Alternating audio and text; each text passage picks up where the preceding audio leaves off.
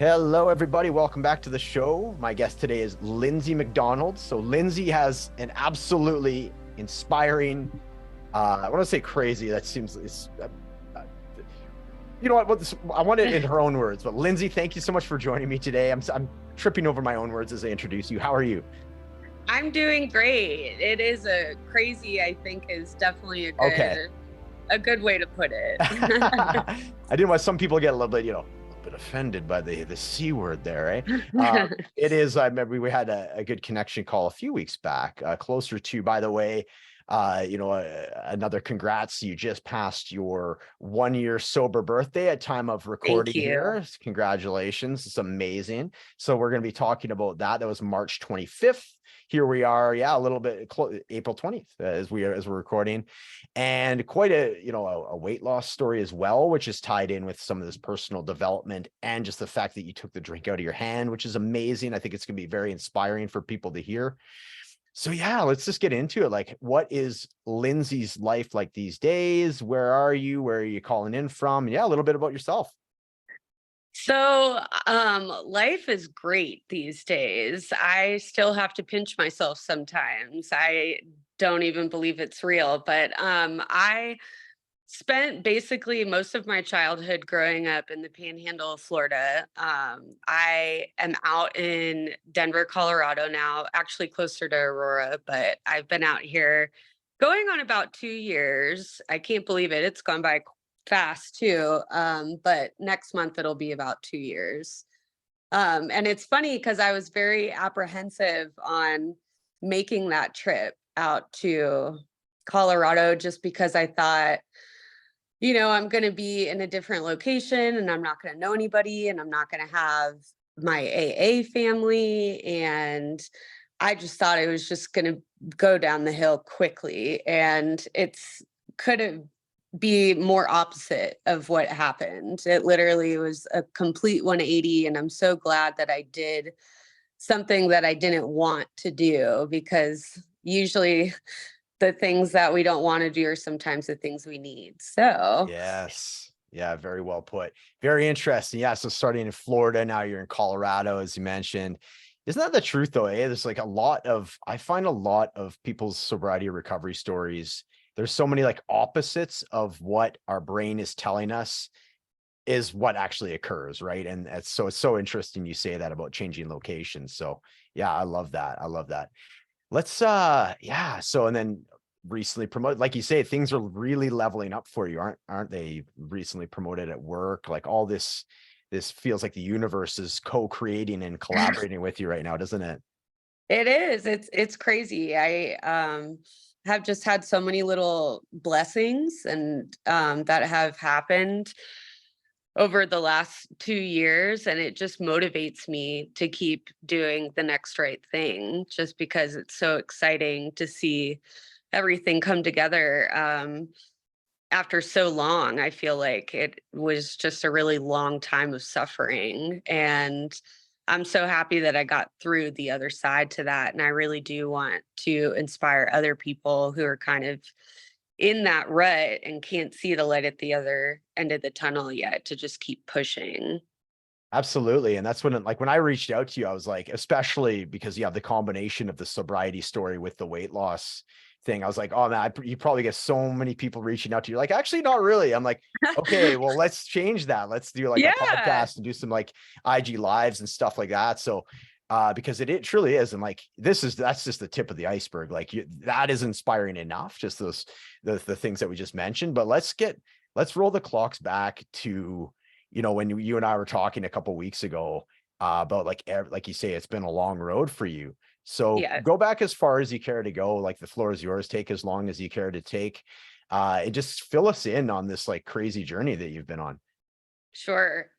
So, I know, pardon me. So I know when we previously talked, I feel like kind of my journey, I mean, I can see bits and pieces prior to my car accident, but I think for me personally, my car accident was like the tip of the iceberg for me. So, when I was 18, right out of high school, I got into this really bad motor vehicle accident where I wasn't wearing my seatbelt. I got ejected. I wasn't drinking. I was sober. It was just an unfortunate, accident with some ladies that weren't from the area, and I ended up getting life flighted to Sacred Heart in Pensacola, and sustained a lot of injuries from that. And prior to that, I had never broken a bone. I was very healthy. I was on the dance team in high school, so I was really active. And so after the accident, I was in ICU for I think about 4 days initially, and I couldn't see, which was kind of crazy to not be able to really have an essence of what time it was. Yeah. But both my eyes were swollen shut just from the impact. And so I fractured the front and back of my skull. I had a right orbital blowout to my eye. I fractured my nose. I punctured my left lung. I tore my left ACL. I had to get like 56 staples from where glass from going, getting ejected, had cut. And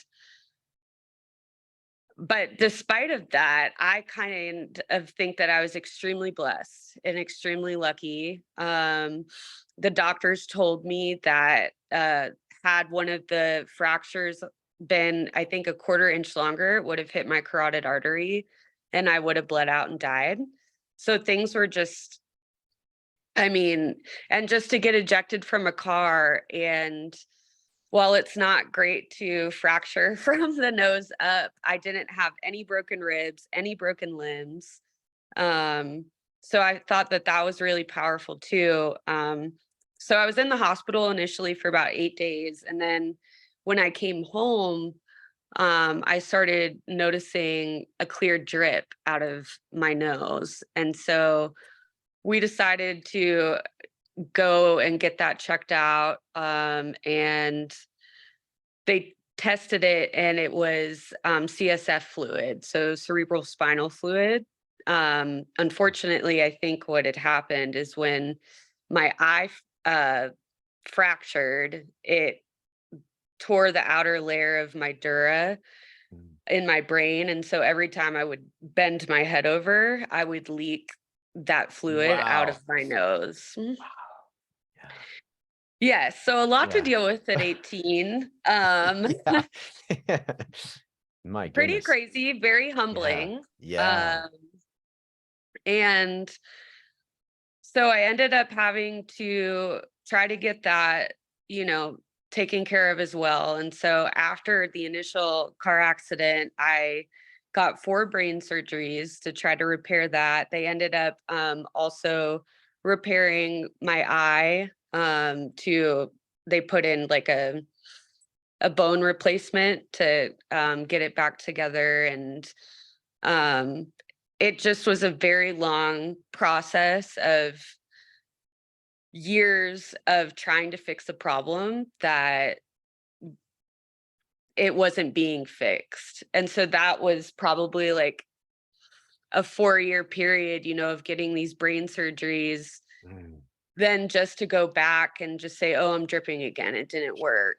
Yeah. And meanwhile, all my friends are going to college and experiencing all these other life experiences that I had dreamed of, like since I was a little girl. And so that was really hard for me Mm. to, even after the initial accident, just trying to put back all the pieces together was insane. Um, but I haven't had any medical issues really with that since 2012, and so that's been really amazing. Um, I just think the culmination of all of that, I didn't know how to deal with that at all. Mm. And the only kind of solution that I saw to that was just to keep trying to press on to be normal as possible. And so I was still trying to go to house parties and go to clubs and Mm, have an apartment by myself yeah. and go back to college, and just push myself and all these ways that instead of really like taking care of myself from that trauma at that time. And things did not go well. That was not a good solution. It never is, Mm, unfortunately. But I started getting into a lot of legal trouble trying to pretend that I was somebody that I was not. yeah. And then once that snowballed, I couldn't really get out of it. Because it just seemed like it was just this self-sabotaging cycle that got so comfortable to me that if I wasn't on probation or if I wasn't having to like do some type of classes, it almost felt unnatural because I Hmm, was so used to doing that for like a decade. Like wow. that's just how my life was. Yeah. And so that's why I just feel like this is so. I'm sorry, my dog's going That's crazy. okay. Yeah. Stop it. Um, that's why I just feel like the recovery side is so powerful just because it was just a 180 completely of how I accepted what my life was for so many years. And so I've had 3 DUIs. They took my license away for 10 years. And that has been a humbling experience all in itself to try to just be successful without transportation. Yes. Um, and I, from my car accident, had a traumatic brain injury. So I really should have never been drinking in the first place, but Yeah. I wasn't ready to accept that Yeah. um, at 18. Of I course just, not. Yeah. I Yeah. wasn't. And you can see just what the damage was, from that now. Yeah. I'm sorry. Give me It's one okay. second, Matt. Yeah, I'm of so course. Yeah. sorry. She's Yeah. a pain in my butt. We have I have a couple dogs too that like to show up on the podcast every now and then. So it's it happens. Yeah. What kind of dog do you have? I have a Catahoula leopard mixed with a bulldog. Oh my goodness. Okay, we gotta see him now. We Oh can my hear him gosh. for I know. anybody that's I'm gonna trying watch to. this. Yeah. Let's She's go. very Oh, look vocal. at doing the play bow, looking ready to go. Oh, that's so awesome. Hey there.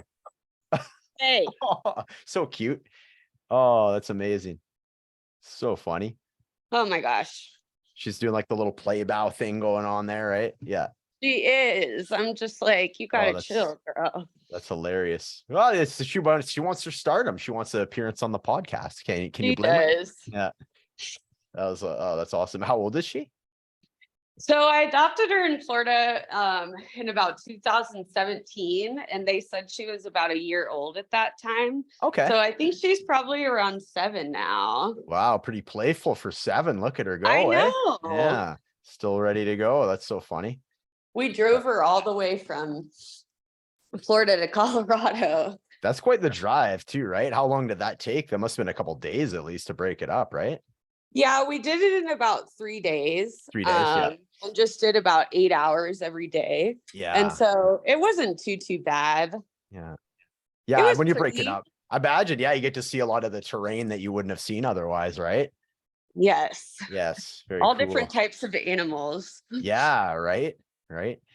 So cool. So yeah. So yeah, just to kind of recap some of the things, so much on there, right? And like you mentioned, I think especially as an 18-year-old, like I don't think there's an 18-year-old that would want to have that limitation cast upon them, right? That's the time to experiment, especially when you're seeing all your friends, like you mentioned, going off to college and having that really just taken from you in a moment's notice, and then figuring out a way to still be able to do it, regardless of like the short-term and long-term health implications that it had on you. So, and I really thank you for being so honest about the story and, mentioning the DUI aspect, because I imagine there's gonna be a lot of people that can relate to that too. And you being just honest about it. And like you've mentioned before we got started today, your alternative way of transportation, you got like the e-bike, which is sick. Like that's a big thing right now. A lot of people are liking that. How has that been working for you? That's pretty much brand new for you though, right? It is. I just got it a couple of days ago, and Nice. I saw that as I could either just, dwell and, oh my gosh, I can't get my license in Colorado for another 2 years. Woe is me. Or I Right. can just figure out a solution. And so it's more solution focused, which I was just really proud of, like, for that type of growth within myself. Yeah. But it's an amazing little thing. It goes up to 20 miles an hour. I'm Wow. so grateful that it's even an option, Yeah. instead Absolutely. of just having to say, tough stuff, hit the pavement, Yeah. Yeah. figure it out. But Yeah. it's a little cold in Colorado right now. We Yep. just had like sleet last night and it's 15 miles an hour wind right now. So I'm going to Mm. have to wait a little bit to really stretch her legs. But Yeah. Yeah. I think it'll be kind of a transition to having a little bit more independence for me. And so I'm Definitely. excited to take the next step for that, Yeah. Yeah. and just kind of make it work. Absolutely. Yeah, I think that's uh, a theme a lot in like self-development and recovery. It's make it work, find a way that it'll work for you. And I like that you mentioned just that tweak of mindset as far as like you have a choice. You can either go, woe is me, do the victim mentality, or you can take accountability and get into that solutions-based mindset that you talked about. So, which is rad.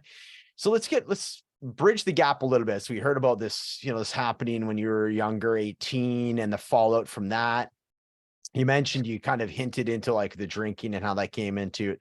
So where did you decide along the way that you're like, this is getting on top of me, that being the drinking?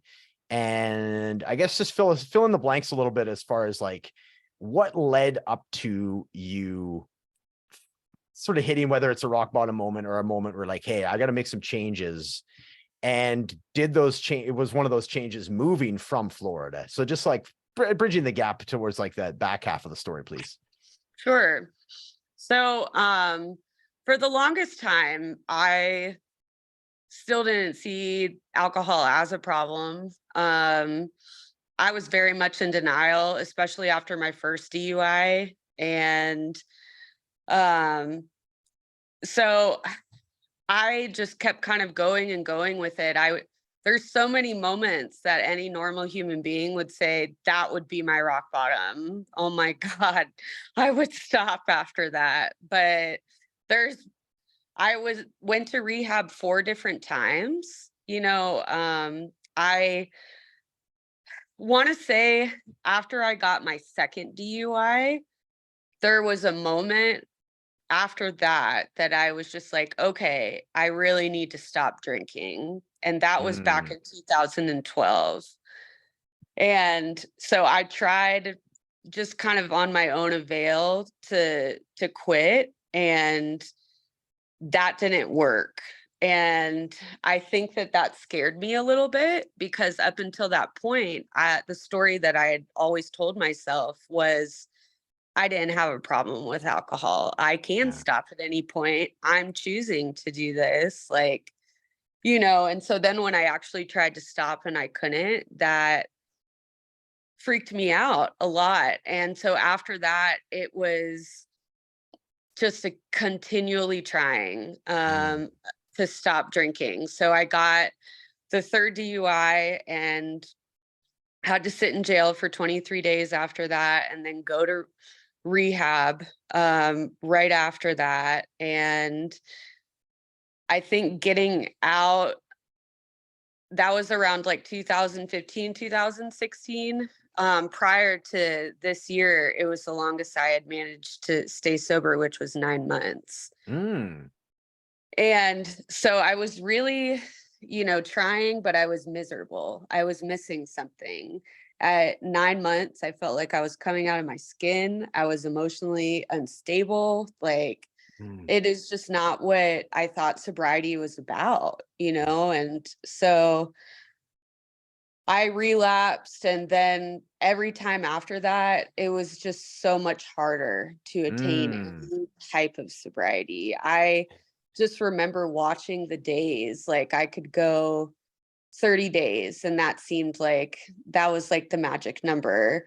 And then it shrunk to like 2 weeks, and then it shrunk to a week, and then it shrunk to 3 days, and then it shrunk to 12 hours at the end, where I just felt sick. And I remember being a hostess at this restaurant, just waiting for it to turn whatever time it was that I was off so I could go have my lemon drop martini and not feel sick anymore. It wasn't to even get a buzz, it was just to feel normal. Yeah. And so that was really bad. And I don't think that I realized how quickly it got on top of me at the end, especially just because I was an everyday drinker Yeah. at the end.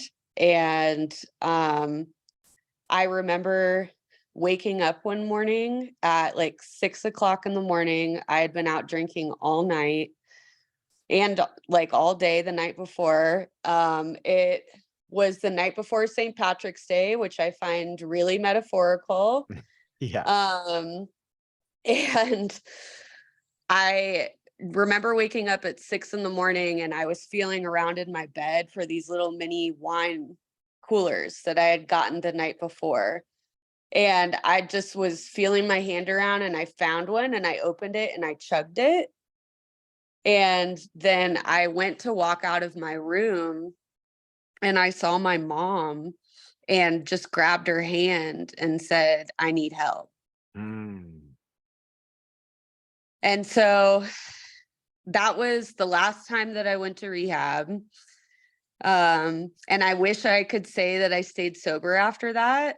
I did for, I think, about 90 days, but again, it didn't stick. But as I kind of told you before, I do feel like moving out to Colorado started to kill the beast within me slowly. Mhm. I Yeah. could watch it start sputtering out in me. Mhm. And I did not want to move out here. I was so nervous to not have any type of community. Not that I was making grand strides in Florida. I don't know what I thought could get any worse, but Yeah.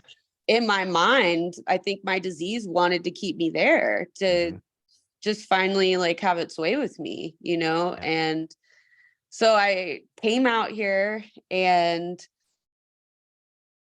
I was drinking initially and pissing my sister off and she was getting ready to have a baby, and I do think that that was a little bit of a key part for me too, is that I didn't want my nephew to like see this monster that I was. And Mm. so whenever I was out here, I was really kind of stripped from everybody that I knew and my whole routine. And I didn't have to drive past the place that I'd had my car accident every Mm. day. So Right. I was away from that Yeah. finally. Yeah. And I was able to hit 90 days, and then I would drink one day and then I'd get right back on it the next day and I'd hit like 90 days again. So the first year, that was kind of what the behavior was for me. And I don't know what happened a little over a year ago, but I guess I just, I said enough is enough. And um the only thing that I can really attribute that to, kind of what I told you from our previous conversation, is um I made a choice like to start reading the verse of the day on the Holy Bible app every morning. Mhm. And I just said, okay, I'm going to start doing this and I'm going to just hope that it works, because I've tried every methodical thing I can think of Mm. and I've done every step and every process, like as far as operationally as I could see it. But I do think that I didn't have the experience. Something just like wasn't clicking. I had all the knowledge, but I didn't have the experience. Yeah. And so I don't know. I started reading the verse of the day and I do feel like I had that psychic change. Something happened. I my values changed in so many different ways. I mean, kind of what I told you, like the music that I listen to, the things that I like to eat, the TV shows that I'm interested in, Yeah. just really crazy, just differences. And the biggest difference, which people notice, is, not having that obsession to drink. I've lost 50 pounds just remaining sober and just sticking to my routine of going to work. And I haven't stepped foot in a gym really. And I do think that the absence of all that sugar, it's so detrimental to our bodies. And Yeah. I don't think that people realize how much it is. I mean, I just looked so swollen Mm. and just miserable. It was awful. It makes me feel so bad to look at that girl in the pictures, just because, it just looks like a completely different person. Yeah. Right. And sounds like a completely different person by the sounds like this is like almost every aspect of your life. It's like it's almost like when you hear the stories of like it's a different quantum reality where this person like has it's like the same person, but they have like different likes and they liked it, yeah, different food and all that. It's like yeah, it's such an Shape interesting, shifting. right? Yeah, right. It's totally like that. It sounds Mhm. like the way that you're framing it. And it's such an amazing story though. And like you mentioned, so let's get into this side of things. The 50 pounds simply from like you're saying, like it's not like you're working out at that stage where you drop 50 pounds simply by getting that drink, that sugar, those empty calories out of your system. Overall, Yes. though, it's been 100 pounds for you, correct? So there has been the other side of it that you have made a choice to, I imagine, is that through uh, just change of nutrition and some various other things that you're doing otherwise to make up that extra 50 pounds? Yes. So I did get a personal trainer in the beginning, and I was working out a lot at the gym, probably like 5 to 6 days a week. And Oh, so okay. that helped me lose the initial 40 pounds. And I started drinking protein shakes for breakfast. And so that helped me kind of lose half of it. And so I'd lose like 40 pounds, then I'd gain it back, and then I lost it again. And so I kind of had those ups and downs. And was still just really struggling with trying to stay sober on top of that. My Right. personal trainer at the time, he was also in sobriety. And so it was kind of a really cool pairing, to have him also as, kind of like a life coach for me in that moment. Because I think he had 8 years Wow. and he knew that I wasn't doing well. And he told me, okay, Lindsay, if you can stay sober for 30 days, I'll give you this month's training sessions for free. Wow. And I got to day 29 and I relapsed. So close. So Talk. close. And it just so crazy the psychology of like, Yeah. I made it to 29 days Right. And then and then, self-sabotage or whatever it yeah, is, right? Yeah. failed. Wow. Powerful. Yeah, So powerful. crazy. It is. It And is. so I did do, I would say when I moved to Colorado, I was about halfway. So I had kind of maintained half of it. Yeah. And then just being out here and honestly, my progression just being sober and not drinking has completely melted off the other half. It's It's been crazy. the most amazing experience to watch. I do feel like it's magical. Like I Mm. feel like I'm in a Stephen King movie or something. I don't know what's Yeah. happening, There is a movie but about that, isn't there? Yeah. I'm Yeah. just like, oh my gosh, did Yeah. somebody put a hex on me? Like I don't Right? know what's going on, but Yeah. I just, I do know that cortisol plays a huge issue in it too. And I think Yeah. that the more I get sober and the more that I learn how to deal with emotions in a healthy manner, that stress levels coming down and the Mm. cortisol is, not there. So I'm not inflamed. And Yeah. it's a whole different life. And Literally. I'm so excited for the future and Yeah. like what ride it's going to take me on next. Right? So cool. I'm wondering, like, because I'm definitely hearing like and this comes up a fair bit, like the whole environment thing. Like there is a powerful phrase about addictions and recovery and such. Is like it's very challenging to get uh better in the environment that caused the sickness. Like you talked about driving by the scene of your car accident every day. Certainly, like, as they talk about, the body keeps score. There's this energy inside your body that gets reminded, cues, people that you hang Yes. out with, the environment that you were in. You mentioned it so powerfully. You said part of that part of your persona, the drinking persona or the addictive side of you wanted you to stay there because that was where it could like really do its dirty work, Flourish. right? Flourish. Yeah. And then so while you removed yourself from that environment, literally all aspects of your life have changed. And that's like that to me is like really points to people that are wondering, okay, what can I do to get to like break the pattern of this addiction? Yeah, I mean, perhaps not, you don't necessarily have to move across the country, you know what I mean? Yeah. But there's different things. Maybe move out of the apartment that you used to sit alone and drink, right? So that's what I'm getting at, anyways. The importance of environment change. So yeah, I guess what if you want to speak to that part of it? Yeah, definitely. I do think that you can get sober anywhere, and I'm not negating that, but I do think that, you know, um, like I'm sure you've heard, you don't have to change a lot, you just have to change Yeah, everything.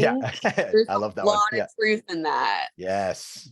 Yeah. Um, and it's scary, it's so scary because you have to put yourself in such a vulnerable position. But I do think that it's really important, especially if you have a similar story to where your environment is a place where you went through trauma.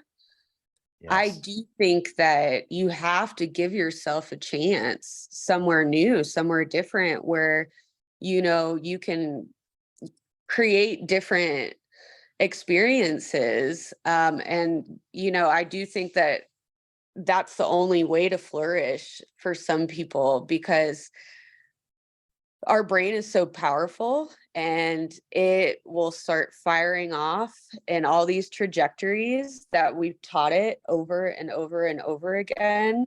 Kind of that's why I shared with you that video of the backwards bicycle, Yeah. because Right. I Yeah. feel it mirrors sobriety so well. We're Yeah. doing this pattern for so long Hmm. and it takes forever to unlearn it, but Yeah. to relearn it takes nothing just Right. because you've been doing it for so long over and over again. Yeah.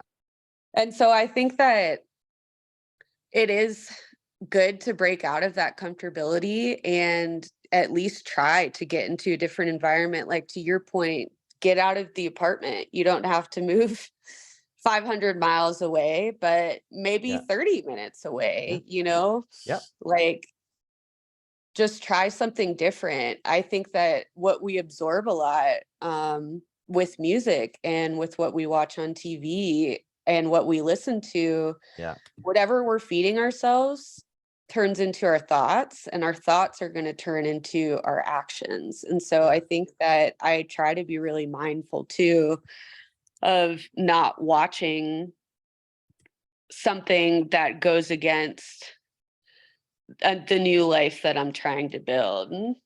Yeah, that makes sense.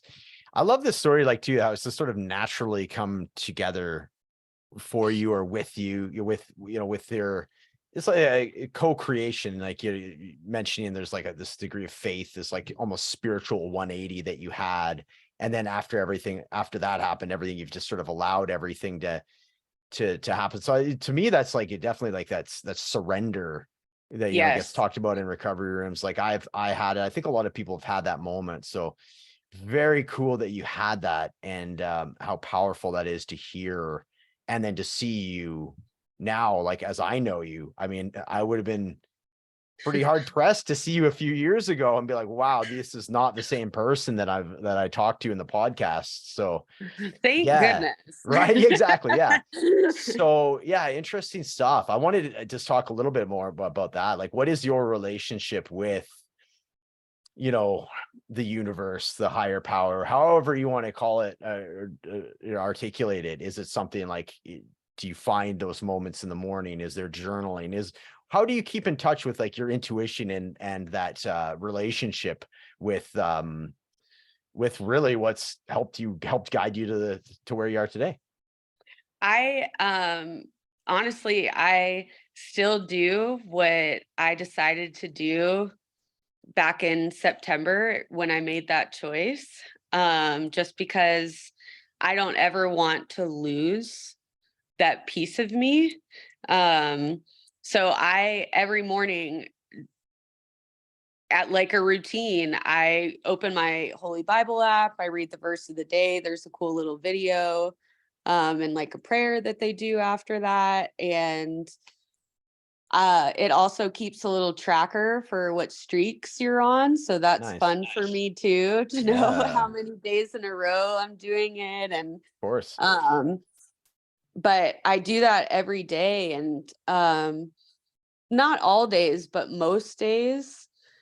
It's an indescribable feeling just to be Mm, able to lay on your bed and just have goosebumps, yeah, just all over you from something resonating with your soul. And you're not yeah. doing anything, you're just absorbing it. And Mm, I have to tap into that on a regular basis, or I just feel like I'm weak in some mm, points. Like mhm. if we don't work out for a couple of days and then, we just feel kind of sluggish and we Yep. don't have a lot of energy. I feel that if I don't tap into the soul, Yeah. and I have to, connect with my higher power every day. It's the most important part because I think it was what was so absent for me was so Mm, long was that Lindsay is going to figure this out. Lindsay's got yes. this. Yeah. Lindsay has been able to do everything since day one. So watch me, Yeah, of and course. that type of attitude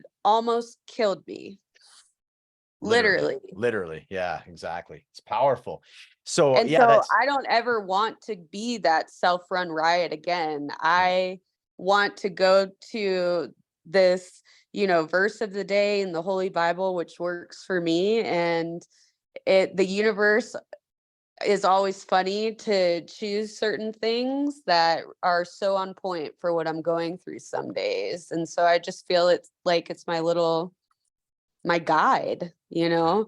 Yeah. I like how you mentioned it's like I get the impression you're mentioning that you're doing it in the morning too, right? One of your first things Yeah. that you What do, which right when is I wake up. right when you wake up, laying in bed, that's the first thing that you like you're mentioning, like what we feed our brains, like, if the alternate is like you could open Instagram or something, then all of a sudden you're like your energy's going to like comparison, or like, like you're giving away some energy, where with this it's like you're getting centered, you're getting, like you say, there's some kind of like synchronicity between what you're going through, you're getting grounded, you're feeling that spiritual shift that you felt that for that first time back, and tapping into that. So I think that's really important that you mentioned that. And it's always worth mentioning too, like I think for folks in recovery, like morning was my least favorite time of the day. I don't know how it was for you, but I Yeah. hated the mornings because I'd just be like, whoa, okay, what time is it? Well, I'm super hungover, wondering what I did the previous night. You know what I mean? And now I love mornings. So I imagine it's fairly similar for you, is it? Yes, I do. I love my alone time and just the stillness, and it's very nice, and I like being by myself, which I never was comfortable by myself, but I do crave those moments more than anything. And it's not bad to open Instagram, but when you first get up, but I do think that we're in charge of kind of what we absorb in all these apps, right? So you can choose to have Instagram be a healthy place for you, like following like-minded people or following inspirational type of things instead of it. There's just so many choices on what you can choose your views to be on every single day. And I think that little consistencies I never expected not drinking, I would lose 50 pounds, or I would have done it like 10 years ago. Yeah. But I think that those are make it so much more worth it. Just little consistencies over time, not even just with weight loss, but with anything. We don't have to focus on the big picture. You just have to focus on the little wins, and they will Mm. add up. And I've Ooh, seen so many different people that be true for.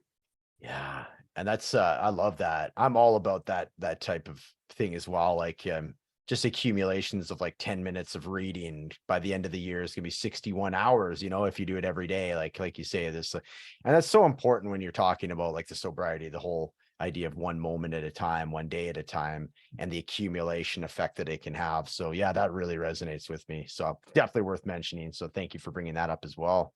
Of course. And a couple of final questions for you here, Lindsay. This has been great to have you on here. And this is is this your first podcast that you've done? It is, yes. Wow. Okay, rad. So I'm honored. That's so cool.